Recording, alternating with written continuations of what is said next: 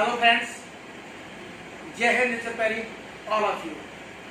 आज हम आपको ऐसी सक्सेस से रूबरू कराते हैं जिनका नाम है डॉक्टर राम कैलाश यादव। डॉक्टर राम कैलाश यादव को उत्तर प्रदेश में समाज सेवा के लिए और शिक्षकों की आवाज़ उठाने के लिए बखूबी जाना जाता है। डॉक्टर राम कैलाश वर्तमान में भारतीय जनता पार्टी में पिछड़ा वर्ग में प्रदेश उपाध्यक्ष की हैसियत से पदासीन है। तो राम कैलाश की कहानी, राम कैलाश की जुबानी हम आपको सुनवाते हैं। शिवा राठौर के तीखे सवाल नेताजी बिहार में देखना न भूलें। तो सुनिए, बताइए डॉक्टर साहब, वर्तमान में जो भारतीय जनता पार्टी में जो ऊहापोह की स्थिति है उत्तर प्रदेश सरकार के अंदर, जो आपके मुख्यमंत्री योगी आदित्यनाथ जी जो दिल्ली जा रहे हैं, गृह मंत्री से मिल रहे हैं, बहुत सारे लोगों से मिल रहे हैं, आखिर ऐसा अब क्यों लगा? देखिए शिवाजी, ये भारतीय जनता पार्टी लोकतांत्रिक पार्टी है। इसमें एक व्यक्ति कोई निर्णय नहीं करता है। ये तो हमारा शिष्टाचार भेंट होती है। हम अपने से जो भी सीनियर्स नेता होते हैं, केंद्र के जो बड़े पदाधिकारी होते हैं, उनसे ये कल्चर है हमारे यहाँ, उनसे मिलते हैं और उनसे जो भी दिशा निर्देश मिलते हैं उनका पालन किया जाता है।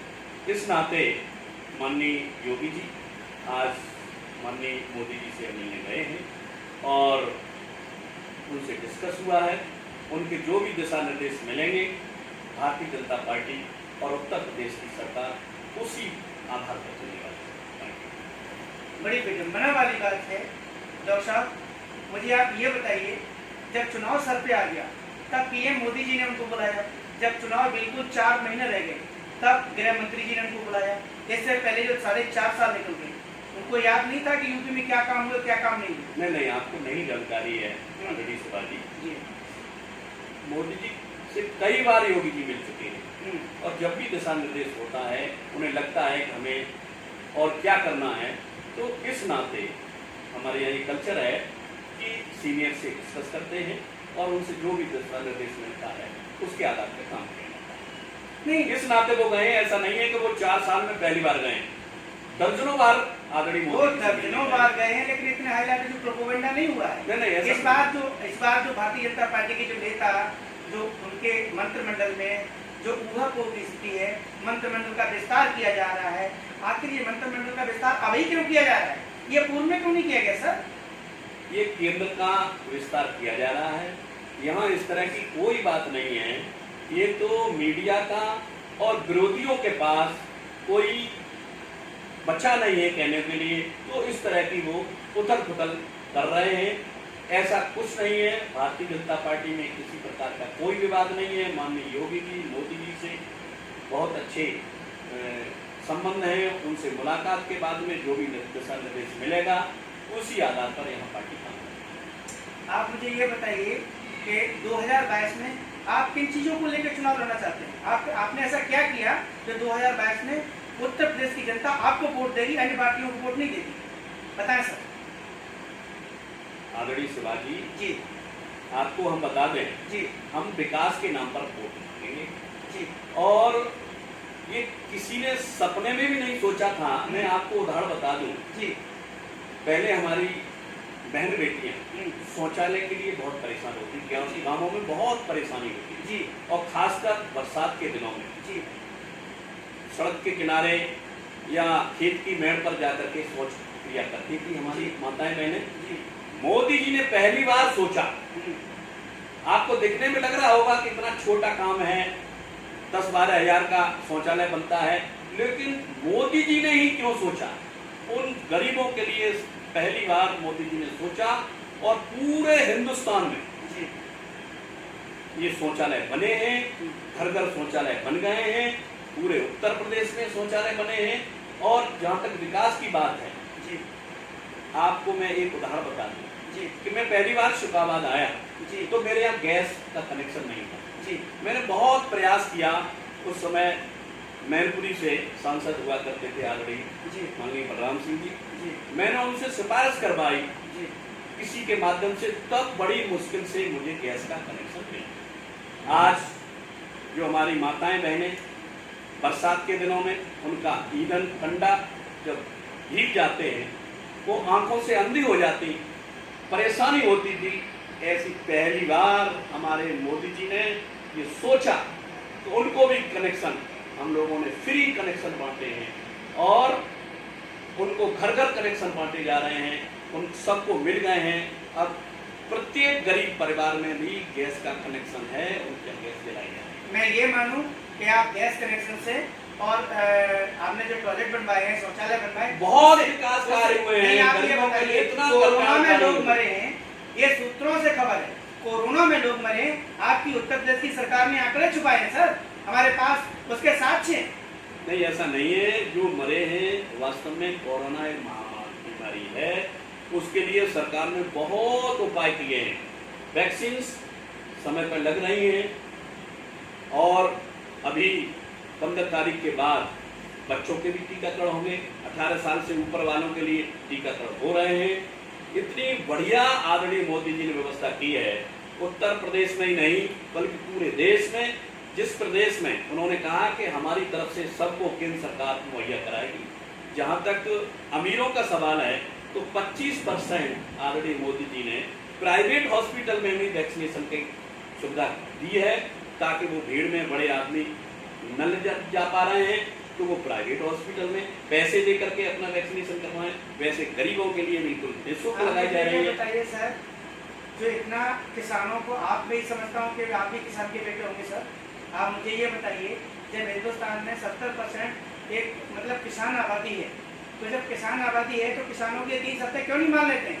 ऐसा क्या ऐसा बुरा है उसके अंदर जो किसानों की शर्तें नहीं मान रहे हैं? सरकार क्यों नहीं मान रही? ये तो केवल बौखलाहट है। आपको ही हम पूछना चाहते हैं, आप इसी जनपद के रहने वाले हैं, वहाँ किसान आंदोलन में आपके जनपद फिरोजाबाद के कितने किसान गए? कोई किसान नहीं गया है, वहाँ कोई किसान है ही नहीं। किसानों के लिए जितनी मोदी जी सरकार, और मैं तो इसी मंत्रालय में हूँ, एनसीडीसी का मेंबर हूँ कृषि मंत्रालय में, तो मुझे जानकारी है किसानों के लिए ऐसी कोई गलत नीति नहीं अपनाई गई है। जो कुछ किसानों के लिए भारतीय जनता पार्टी कर सकती है, केंद्र सरकार आदरणीय मोदी जी की सरकार कर सकती है, वो किसानों के लिए कोई नहीं कर सकता। यहाँ तक कि गरीबों के लिए 6,000 रुपए प्रत्येक, चाहे छोटा किसान हो बड़ा किसान हो, प्रत्येक के खाते में 6-6 हज़ार रुपए हमने वार्षिक भिजवाए हैं और किसान हमसे बहुत प्रसन्न है। वो अपना अनाज कहीं भी बेच सकता है, पहले फाउंडेशन था। क्या बात है, आपने 6-6 हज़ार की बात कह के मुझे तो ऐसा लग रहा है उधर दिल्ली में केजरीवाल और इधर आप दोनों भाई भाई लग रहे हैं। तुमने कहा मेरी और मैंने कहा तेरी, वो वाली बात होगी सर।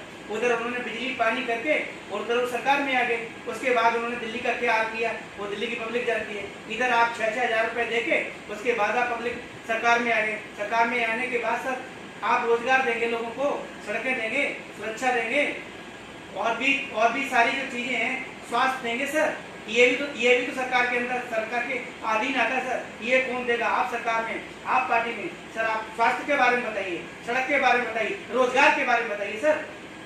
आपको अकेले शौचालय से भला नहीं हो जाएगा सर, अकेले गैस कनेक्शन से वो देश का भला नहीं हो जाएगा। आदरणीय राठौर साहब, आपको बता दें जी, जब से देश आजाद हुआ है जी, और 14 से अब तक, सन 47 से लेकर के 2014 तक मोदी जी नहीं थे प्रधानमंत्री, तब तक के आंकड़े देख लीजिए कि पूरे देश में कितने मेडिकल कॉलेज बने, कितने हॉस्पिटल्स बने, और 2014 के बाद के अब आंकड़े देखिए कितने हॉस्पिटल बने हैं, मेडिकल कॉलेज बने हैं, एम्स बने हैं। तमाम तरह की जो मेडिकल फैसिलिटीज है हमारी, जो केंद्र सरकार दे सकती है, वो कभी कोई नहीं दे सकता है। हम मेडिकल के क्षेत्र में शिक्षा, सुरक्षा, चिकित्सा, ये सरकार की जिम्मेदारी है। सरकार पूरी तरह निर्वाह कर रही है। सुरक्षा को लेकर के भी हमारी तरह पूरी तरह भारतीय जनता पार्टी और हमारी केंद्र सरकार कटिबद्ध है। और जहाँ तक शिक्षा की बात है तो अभी कोरोना की वजह से कुछ समस्याएं हैं, लेकिन ऑनलाइन पढ़ाई चल रही है। विधिवत बच्चों की समस्या को देखते हुए पहले जान जरूरी है, उसके बाद जहान। पहले हम बच्चों की सुरक्षा देख रहे हैं। आदरणीय मोदी जी ने ये तय कर दिया है कि CBSE की जो हमारी परीक्षाएं होने वाली थी इंटर की, उनको भी खत्म कर दिया है। उनको ही जिम्मेदारी कॉलेज वालों को दे दी है कि बच्चों की मेरिट के आधार पर उनको अंक प्रदान किए जाएं। अभी महामारी में बच्चे सुरक्षित रहना बहुत जरूरी है। माय डियर फ्रेंड्स, अभी अभी आपने सुना है कि 2022 में भारतीय जनता पार्टी उत्तर प्रदेश में या जिन जिन राज्यों में चुनाव होगा उसमें डॉक्टर साहब के कहने के मुताबिक भारतीय जनता पार्टी विकास को लेके, जो इन्होंने सरकार में विकास किए, उन विकास कार्यों को लेके ये पब्लिक में जाएंगे और पब्लिक से वोट मांगेंगे। अब पब्लिक इनको कितना सपोर्ट करती है, कितना नहीं सपोर्ट करती है, ये पब्लिक के मूड के ऊपर डिपेंड करता है कि भारतीय जनता पार्टी की सरकार है, भारतीय जनता पार्टी ने लोगों के लिए कितना किया है। ये आपने अभी डॉक्टर साहब के जुबानी सुना है। उन्होंने खुद बोला है कि हम विकास कार्यों के द्वारा विकास के मुद्दों पे विकास जो मैंने किया है उसको लेके उत्तर प्रदेश में 2022 में रिपीट करेंगे, अपनी सरकार को बनाएंगे। माय डियर फ्रेंड्स, ये वीडियो अच्छा लगता है तो प्लीज इसे लाइक, सब्सक्राइब और शेयर जरूर करिएगा। नेताजी बेहाल शिवा राठौर के तीखे सवाल, इसे देखना नहीं भूलिएगा। जय हिंद, निश्चित तहरीक, all of you my dear friends.